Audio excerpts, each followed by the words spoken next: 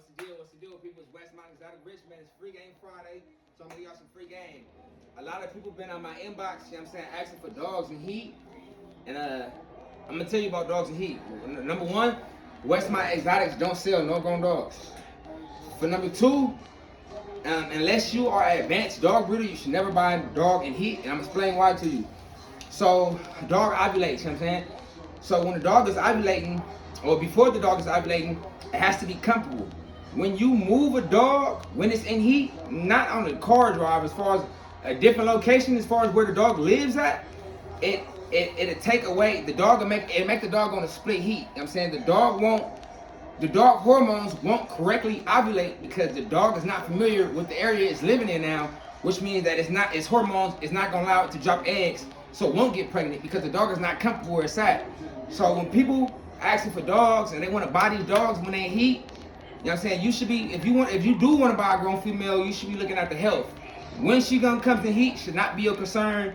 And if that's absolutely what you wanted to do is buy a dog in heat, you should pay the person that you buying the dog from extra money to do progesterone tests on the dog for you not to pick up the dog until after she ovulates. Because once the dog ovulates, she can't unovulate. You know what I'm saying? So really, once the dog passes the 5, 6, 7 on the PG scale, you know what I'm saying, she's not gonna be able to jump down back and have a split heat.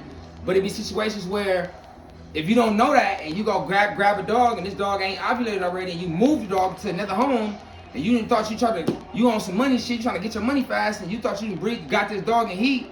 Now the dog having split heat is because you moved the dog while the dog was in heat. So if you are wanting to buy a dog in heat, which I would not suggest you to do, if you do want to do that, you know what I'm saying, you're going to call the person that has a dog and you're going to let them know that you're going to pay them extra to get the progesterones on the dog. So by the time you get to the dog, it's past the ovulating series. Once the dog ovulates, you know what I'm saying, which means the eggs drop, she can't, it's over with. But before the eggs drop, which is 5, 6, 7, while it's ovulating, the dog can have a split heat, you know what I'm saying, and it causes abnormal heat cycles. Another thing too, it's like somebody giving you a car telling you to drive to New York. You know what I'm saying? You're going to want to do your own oil check and your own thing, which means that you can't properly give the dogs antibiotics or anti-parasites if you buying a dog somewhere else. When you buying a dog, you want to make sure it has no infections, no parasite. If you buy a dog all the way in heat, you know what I'm saying, depending on when you catch it, you know what I'm saying, you don't want to take his word for it that the dog is healthy. You want to get the dog early enough for you to give the dog oxytocin, Baytril, things of that nature to make sure the dog is safe. Make a long story short, it's free game Friday, and a lot of people have been in my inbox asking me, like, I need a dog in heat. I need a dog in heat. And I'm telling you, unless you are an advanced dog breeder, a dog in heat cannot benefit you because it's a very, very good chance that the dog's going to fall out of heat when you take her to your house. You know what I'm saying? She's not comfortable, which means she's not going to ovulate, which means you're not going to have puppies.